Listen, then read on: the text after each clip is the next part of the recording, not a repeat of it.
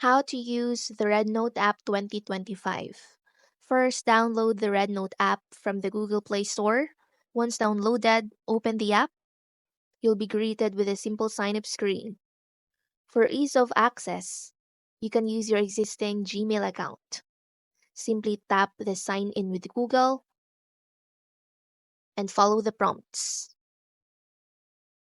After signing in, you'll be prompted to select your interests. Choose options that genuinely reflect your passions.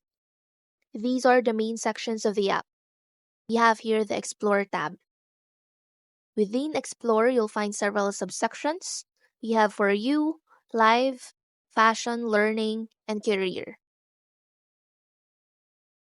To save your favorite creators and ensure you don't miss their content, use the Follow section.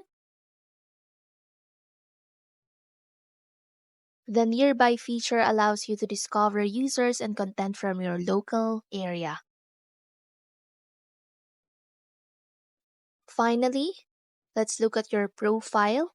Tap the Me icon, usually located in the bottom right corner.